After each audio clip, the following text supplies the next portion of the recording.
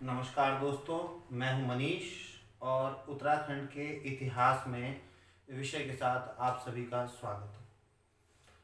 हम आज उत्तराखंड के इतिहास के पहले लेक्चर पे आए हैं और हम बात करेंगे उत्तराखंड में प्राक ऐतिहासिक का। दोस्तों, पूरे के पूरे इतिहास को स्रोतों के आधार पर आप जानते हैं पढ़ा या समझा जाता है। अगर मानवीय इतिहास की हम बात करें या किसी भी इतिहास की अगर हम बात करें, और स्रोतों के आधार पर यानी कि जिस टाइम पीरियड में जो सोर्स एविडेंस हमारे पास अवेलेबल हैं, पूरी की पूरी हिस्ट्री को 3 पार्ट में मोटे तौर पर डिवाइड किया जाता है। प्री हिस्टोरिकल टाइम यानी कि प्राक ऐतिहासिक काल, प्रोटो हिस्टोरिकल टाइम यानी कि आध ऐतिहासिक काल, और हिस्टोरिकल टाइम यानी कि ऐतिहासिक काल। ये तीनों काल विकास की अलग अलग अवस्था यानी मानवीय विकास की अलग अलग अवस्था को दर्शाते हैं, और टाइम पीरियड भी जाहिर सी बात है इनका अलग होगा। अगर हम बात करें तो वैश्विक स्तर पर या विश्व के स्तर पर आपका क्या विकास था, भारतीय उपमहाद्वीप में क्या विकास था, या उत्तराखंड में क्या स्थिति थी, ये सब जगह भिन्न भिन्न है। लेकिन मोटे तौर पर हम यहाँ पर आपका उत्तराखंड की जो विशेषता उस पर बात करें। अगर मैं बात करूं प्राक ऐतिहासिक काल, परिभाषा की बात करूं तो इतिहास का ये वो कालखंड है जहां पर इतिहास को जानने के स्रोत, किसको, इतिहास की जानकारी का स्रोत पुरातात्विक साक्ष्यों से मिलती है। पुरातात्विक साक्ष्यों से मिलती है। अब प्रश्न आता है कि ये पुरातात्विक साक्ष्य क्या है। और जगह पुरातात्विक और साहित्यिक दोनों के, साहित्य का मतलब लिटरेचर, लिपि। पुरातात्विक साक्ष्य का मतलब अंग्रेजी में शाब्दिक अर्थ हुआ आर्कियोलॉजिकल एविडेंस। और अगर हम कहें तो इसमें स्केलेटन यानी कि कंकाल, मानव के हो सकते हैं, जीवों के हो सकते हैं, वनस्पति या अवशेष जो आपका फॉसिल होते हैं, मृदभांड यानी कि मिट्टी के बर्तनों के अवशेष, पत्थर व धातु के उपकरण हो सकते हैं, और आपका विभिन्न भवनों को बनाने के जो अवशेष आदि आदि और बहुत कुछ है इसमें हो सकते हैं। मानव द्वारा उपयोग की गई विभिन्न वस्तु हो सकती है। और अलग अलग काल में भी पुरातात्विक साक्ष्यों के प्रकार में भिन्नता है। अगर मैं बात करूं इन पुरातात्विक साक्ष्यों की या आर्कियोलॉजिकल एविडेंसेस की, तो उत्तराखंड के प्राक ऐतिहासिक काल के विषय में जानकारी देते जो पुरातात्विक साक्ष्य हैं, इनमें हमको 2 पर ही अपना फोकस रखना है। एक तो है गुहा शैल चित्र। गुहा का मतलब होता है गुफा, शैल का मतलब हुआ पत्थर, और चित्र का मतलब हुआ चित्र, यानी कि गुफाओं में बने जो चित्र हैं। और गुफा किस चीज की है, पत्थर की है। वो मानव जीवन के विषय में जानकारी देगा, उत्तराखंड में मानवीय उपस्थिति को दर्शाएगा। और दूसरा, मैं यहाँ उत्तराखंड की बात कर रहा हूँ, उत्तराखंड में जो हमको पढ़ना है, और जगह भिन्नता होगी इन साक्ष्यों में, अलग अलग प्रकार के, यहाँ जो मिला मैं उस बात करूंगा। दूसरे हैं पत्थर के हथियार,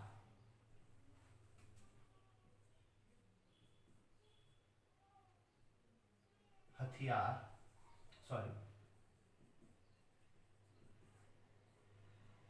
व औजार।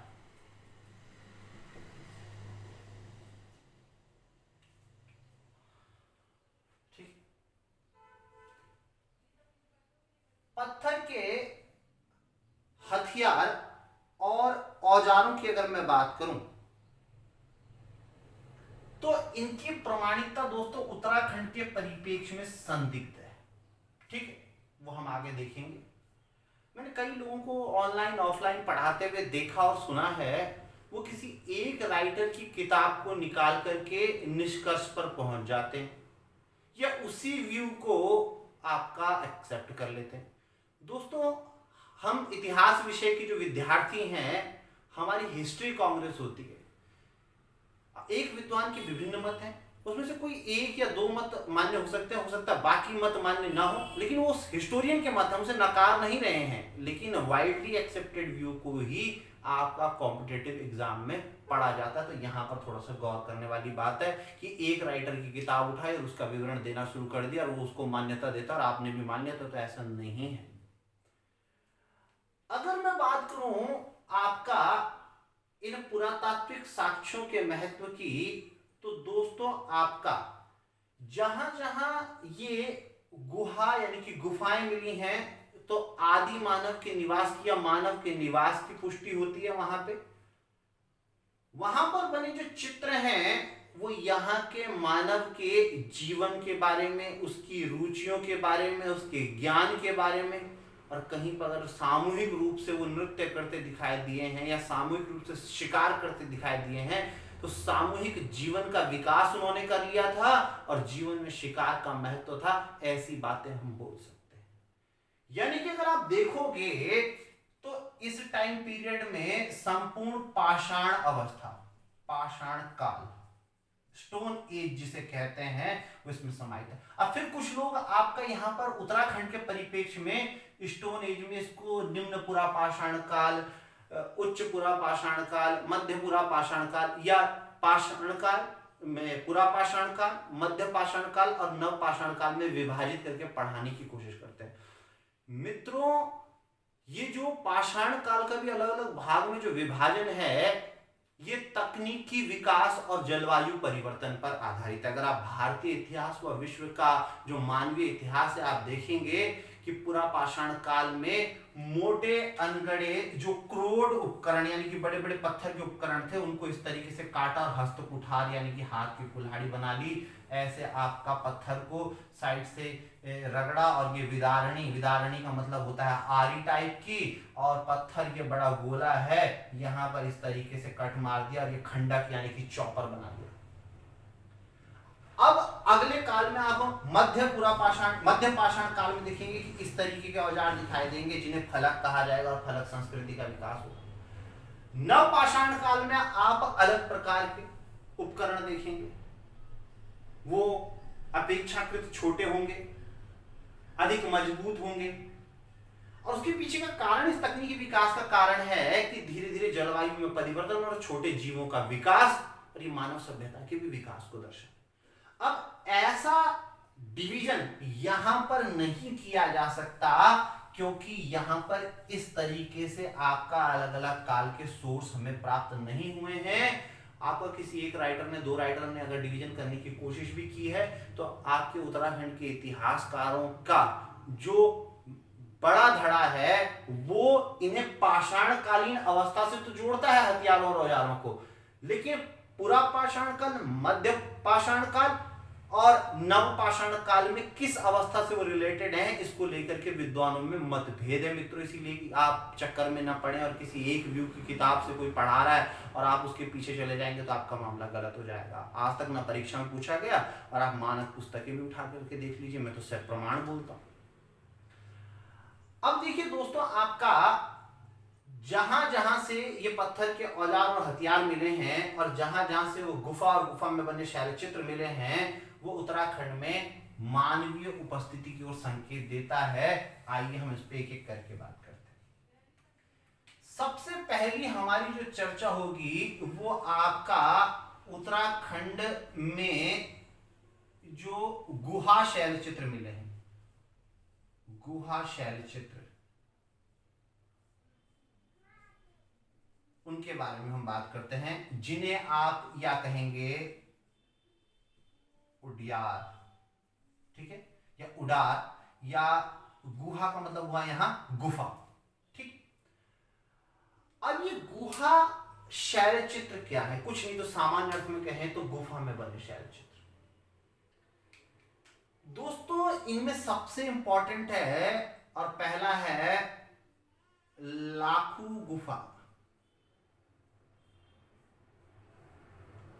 लाखों गुफा अल्मोड़ा के, ये देखिए अल्मोड़ा जगह पड़ेगी, अल्मोड़ा के बाड़े छीना के पास, छीना के पास दलबैंड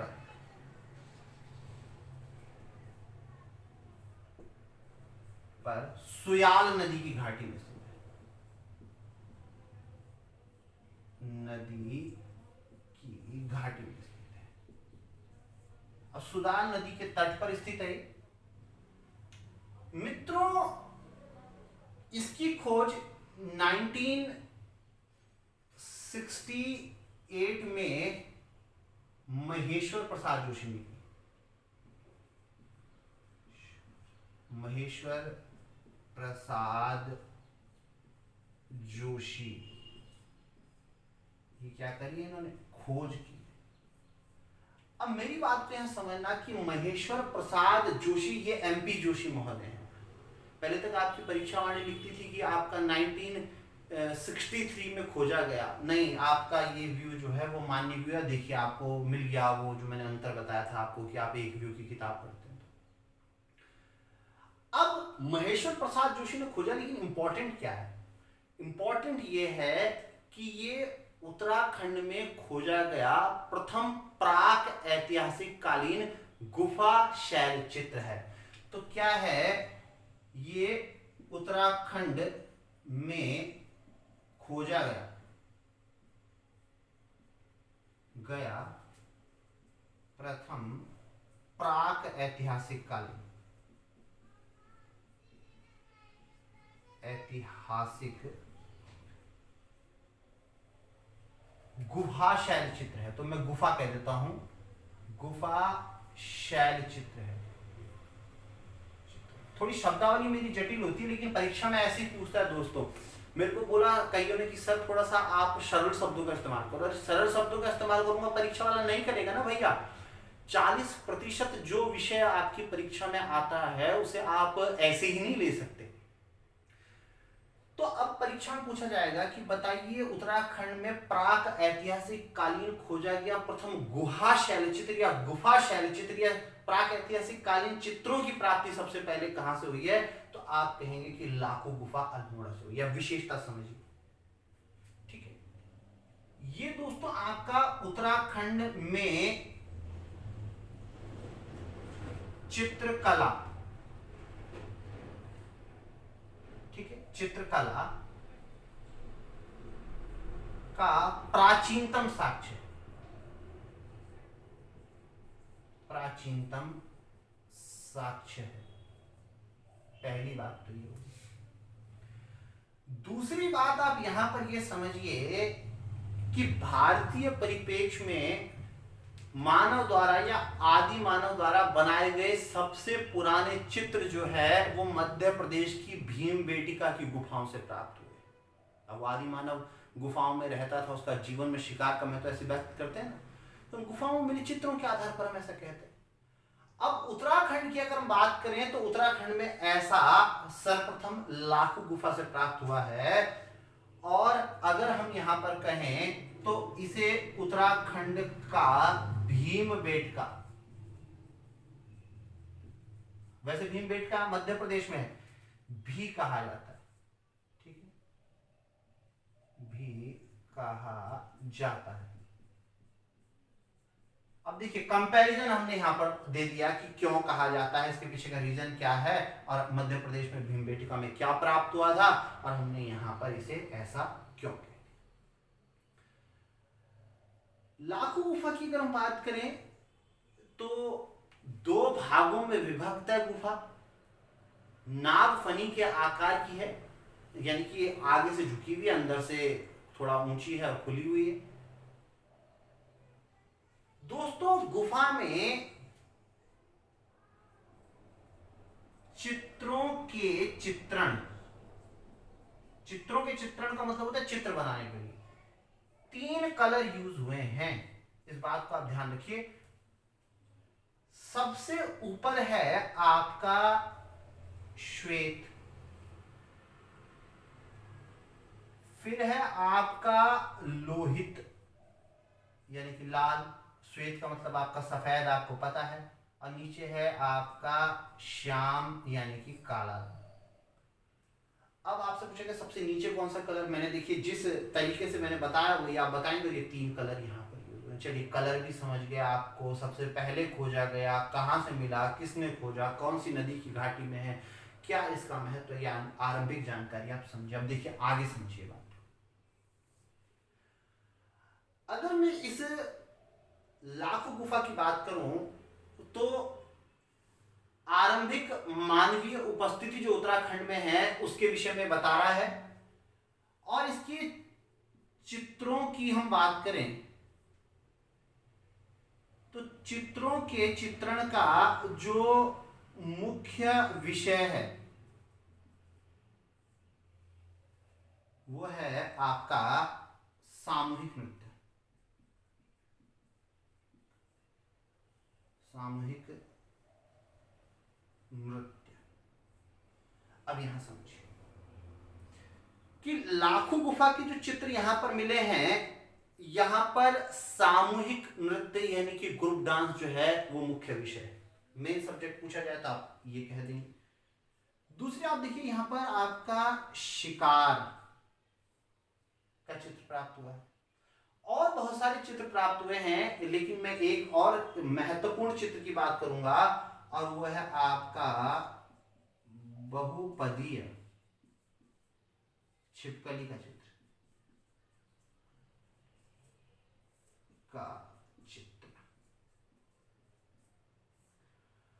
बहुपदीय का मतलब होता है बहुत सारे पैर वाली छिपकली, और ये बहुत सारे पैर वाली जो छिपकली का चित्र है ये आपका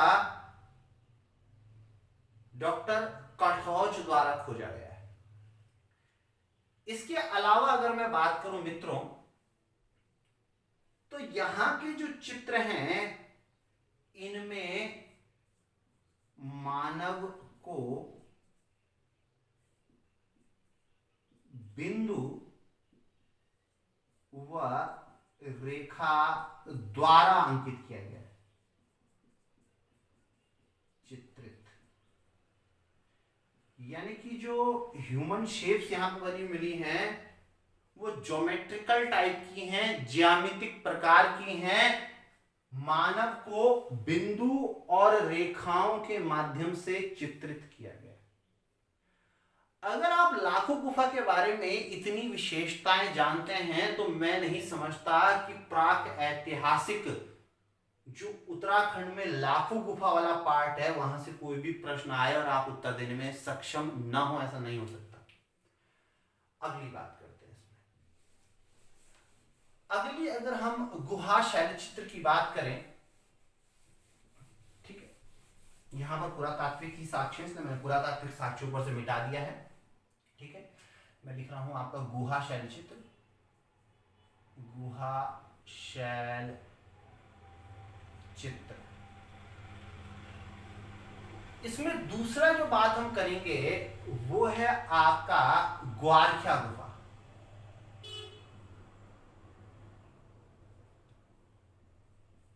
ग्वारख्या गुफा या उडियार भी कह दे। ये दोस्तों आपका चमोली जनपद में है,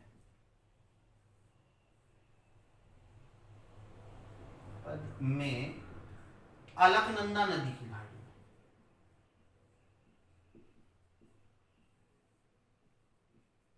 नदी की घाटी,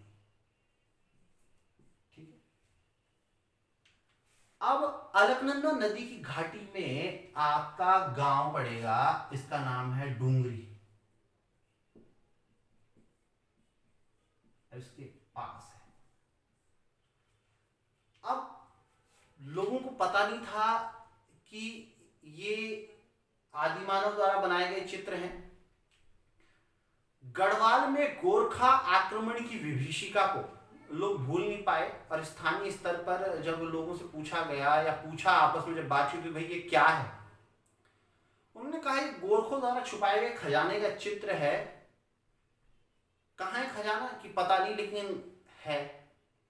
अब लोगों को समझ में नहीं था, बाद में एक व्यक्ति हैं, नाम है राकेश भट्ट। राकेश भट्ट जो है इसे प्रकाश में लाए,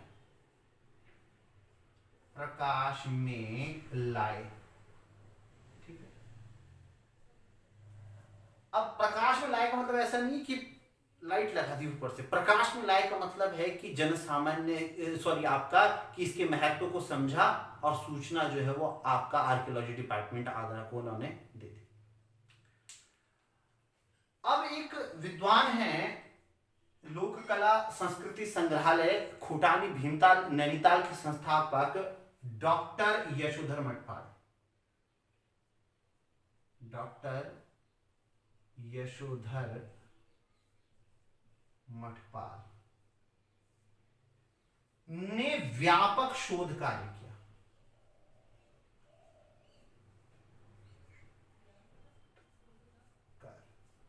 अब देखिए, डॉक्टर यशोधर मठपाल का व्यापक शोध कार्य, पूछिए व्यापक शोध कार्य किसने किया, तो आप कहेंगे डॉक्टर यशोधर मठपाल द्वारा यहां पर व्यापक शोध कार्य किया गया, या इसको आपका व्यापक यहां से आपका खोज किए गए। दोस्तों यहां पर क्या है कि पीले रंग की धारीदार चट्टान है, पीले रंग की धारीदार चट्टान है।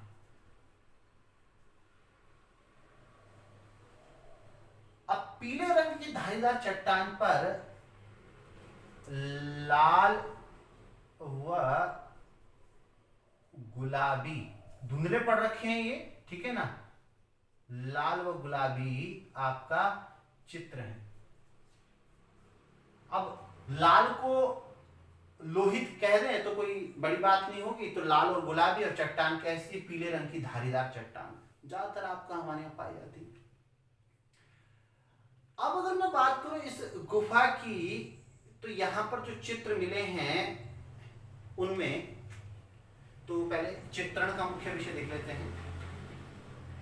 चित्रण का मुख्य विषय, ध्यान रखना यहां से टोटल मठपाल जी ने 41 शेप्स यानी कि आकृतियां प्राप्त की हैं, जिसमें से 33 मानव, 3 आकृतियां उनमें पुरुष और 8 पशु आकृतियां हैं, यानी कि 33 + 8 41, और 33 जो ह्यूमन स्ट्रक्चर हैं उनमें आपका 3 पुरुष प्रतीत होते हैं। चित्रण का जो मुख्य विषय है वो है आपका पशुओं को हाँक कर घेरना, हाँकना, हाँकना का मतलब होता है इकट्ठा करना। पहली बात तो ये हो गई चित्रण का मुख्य विषय। इसके अलावा अगर चित्रों की बात करूं तो मानव आकृतियां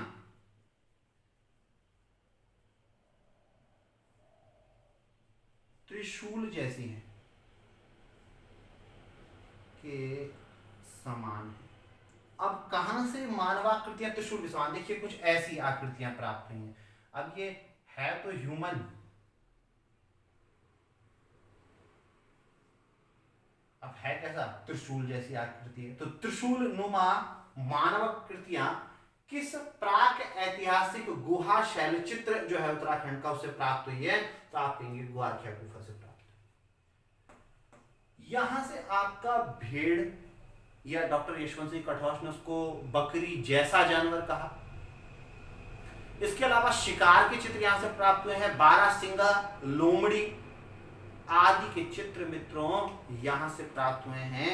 ये आपका ग्वारखिया गुफा वाला मामला ठहरता है। और आपको इसमें से क्या ध्यान रखना है, चित्रण का मुख्य विषय क्या है, शिकार के चित्र भी प्राप्त हैं, मानव को त्रिशूलनुमा आकृति के रूप में अंकित किया गया है, भेड़ का, बकरी का, लोमड़ी का, 12 सिंगे का आदि आदि चित्र यहां से प्राप्त हुए हैं। अगली बात करेंगे कहां है ये, तो चमोली में। अभी तक इतना ही प्रश्न आया मित्रों परीक्षा में, ठीक। अगली बात, अगली गुफा है हुडोली या हुडली।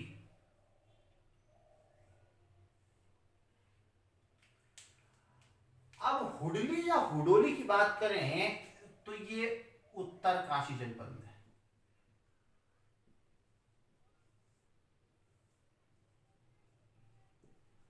और उत्तर काशी जनपद में यमुना की सहायक कमल घाट,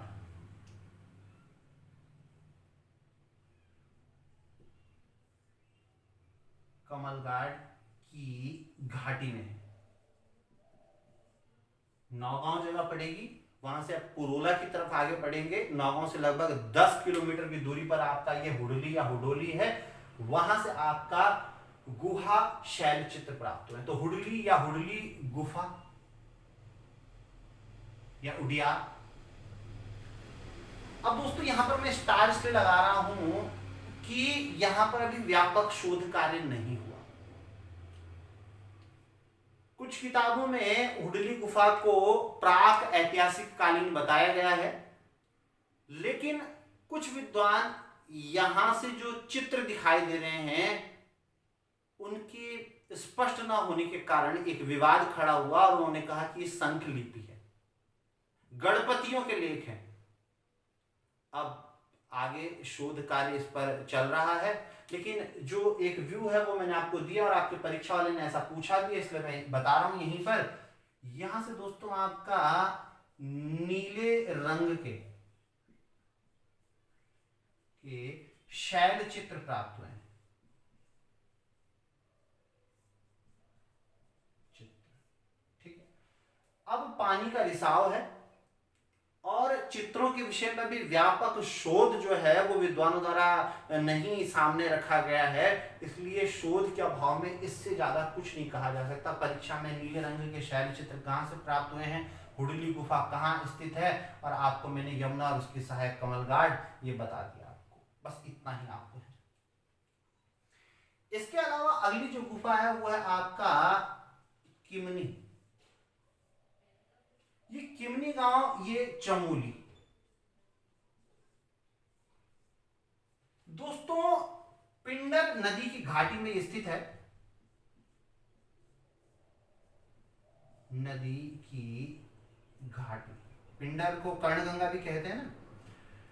पिंडर नदी की घाटी में कर्णप्रयाग ग्वालम मार्ग जो है उसी पर दोस्तों आपका ये किमनी है और यहीं पर ये गुफा है।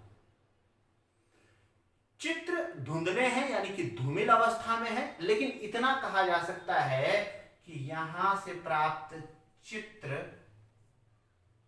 व हथियार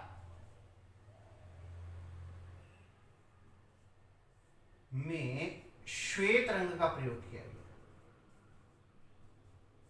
सफेद रंग के गुहा शैल चित्र कहां से प्राप्त हुए हैं, तो किमनी से। सफेद रंग के हथियार कहां से प्राप्त हुए, तो किमनी, किमनी गुफा या किमनी उडियार, ठीक है ना, गुफा या उडियार कहां स्थित है, तो आप सीधा कहेंगे कि भैया ये चमोली जनपद में स्थित है, ठीक है ना। ये मामला यहाँ पर कर्णप्रयाग ग्वालम मार्ग पर पिंडर नदी की घाटी में स्थित है।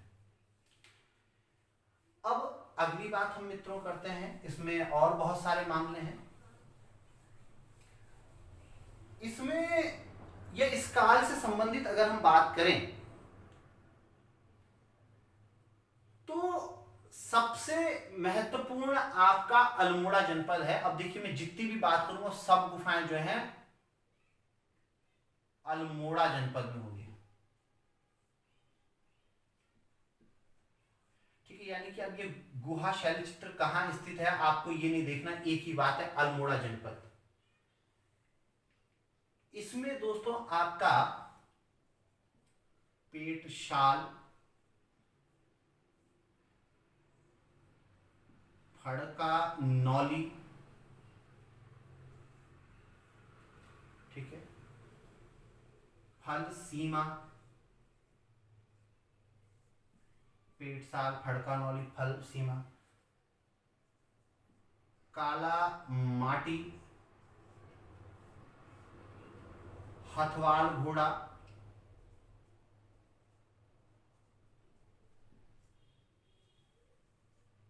मल्ला पैनाली,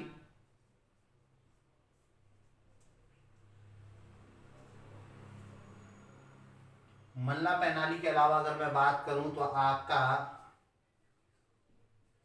कंसार गुफा, महरूड़ गुफा और बहुत सी हैं। ठीक है, इनमें अगर मैं बात करूं तो आपका जो फड़का नौली गुफा है ये 1985, और जो पेटशाल गुफा है ये 1989 में यशोधर मठपाल द्वारा खोदी गई।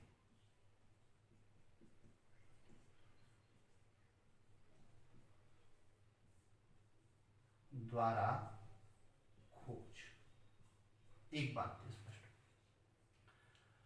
अब अगर मैं बात करूं तो फड़का नौली जो है ये भी सुयाल नदी की घाटी में है, और ये आपका 3 शैलाश्रयों का समूह है, शैलाश्रयों का समूह।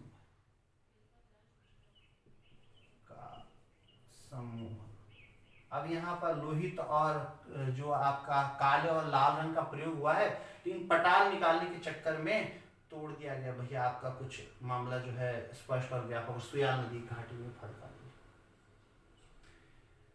पेटशाल की अगर मैं बात करूं तो अल्मोड़ा के पास गांव पड़ेगा आपका पुनाकोट, और पुनाकोट गांव के पास यहां से कत्थई रंग की नृत्यरत मानवाकृतियां प्राप्त हुई।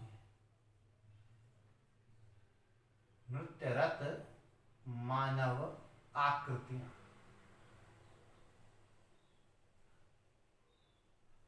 ठीक है, आकृतियां। अब देखिए नृत्यरत मानवाकृतियां कहां से प्राप्त हुई हैं, ठीक है, तो ये भैया यशोधर मठपाल यहां भी हैं और यहां पर भी यशोधर मठपाल ने खोज की।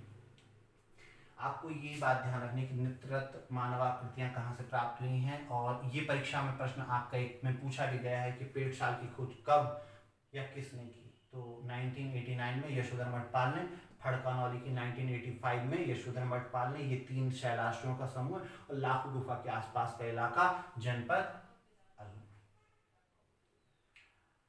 अब बात आती है इन 3 गुफाओं की जिनमें फल सीमा है, सॉरी आती है बात फल सीमा की। फल सीमा की अगर मैं बात करूं तो फल सीमा से योग मुद्रा में, ध्यान रखना, योग मुद्रा में मानव आकृति मिली है। ठीक, इन तीनों में अभी व्यापक शोध कार्य होना है, चाहे आपका मल्ला पैनाली हो, काला माटी और हथवाल घोड़ा। बस इतना ध्यान रखेंगे कि ये पश्चिमी राम गंगा की घाटी में स्थित है, और अल्मोड़ा वाला एक पोर्शन है। बस इतना आपको इन पे याद रखना। अब कंसार गुफा हुई और महरूड़ गुफा हुई। महरूड़ गुफा भी बस आपको यही ध्यान रखना है कि ये भी मामला वही है, अल्मोड़ा में स्थित है। कंसार गुफा से 14 नर्तकों, नाचने वालों के चित्र प्राप्त हुए हैं। बस इतना है। एक गुफा और रहती है और वह है आपका लवे था, अल्मोड़ा जनपद की है। लवे था की अगर मैं बात करूं तो यहां पर हाथ में हाथ डालकर, हाथ में हाथ डालकर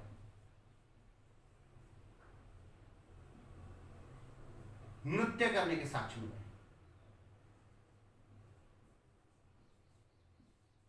सच। अब इतनी बात को आप समझ लीजिए।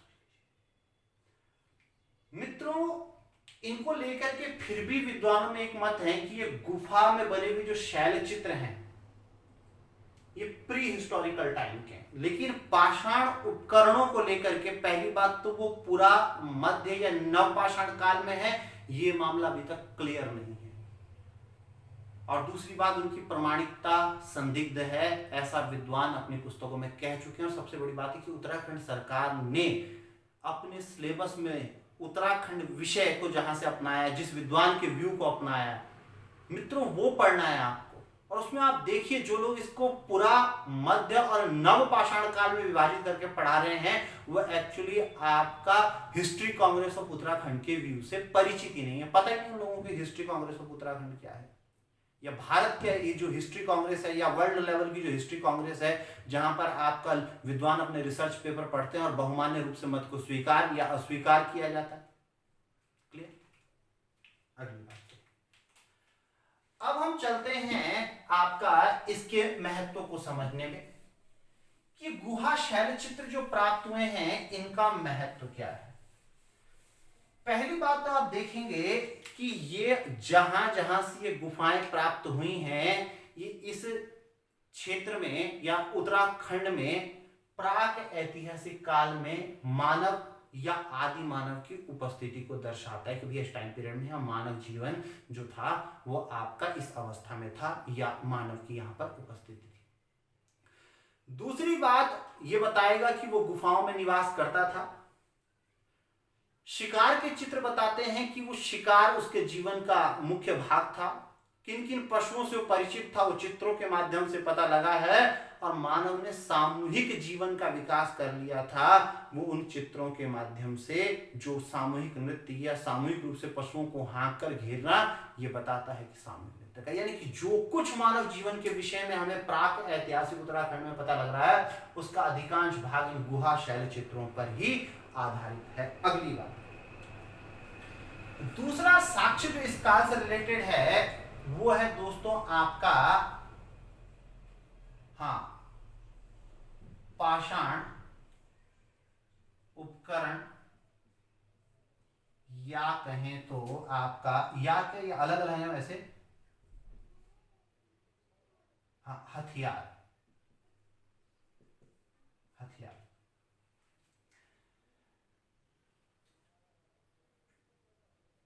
अब पाषाण उपकरणों की अगर मैं बात करूं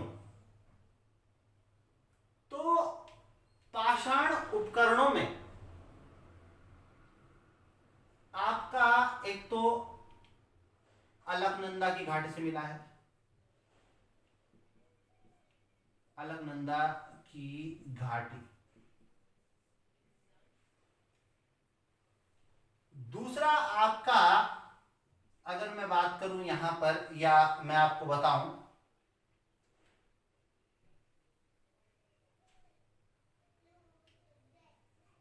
कालसी,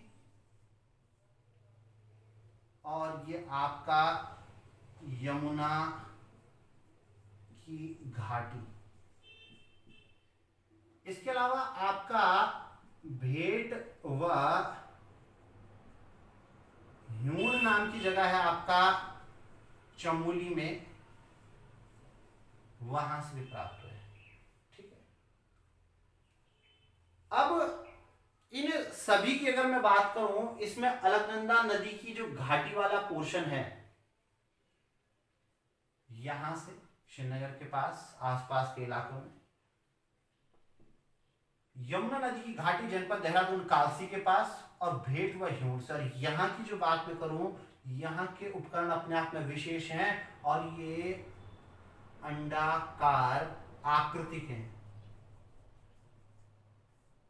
ठीक है, लेकिन दोस्तों इनकी प्रामाणिकता क्या है, संदिग्ध है, इसलिए ज्यादा इनके बारे में पढ़ने की जरूरत नहीं है। हालांकि आपका और भी जगह आपके बड़कोट के पास भी आपका कहते हैं कि आपका यहाँ से मिले हैं, लेकिन अभी जब तक व्यापक शोध कार्य नहीं होता तो हम उस बारे ज़्यादा बात नहीं करेंगे। तो आज के लिए बहुत बहुत धन्यवाद। फिर हमारी मुलाकात होती है केदारखंड चैप्टर के साथ, क्योंकि ये चैप्टर छूट गया था तो मैंने आपको ये यहाँ पर क्लियर किया। धीरे धीरे मेरी कैमरा कॉन्शियसनेस भी घटती जा रही है और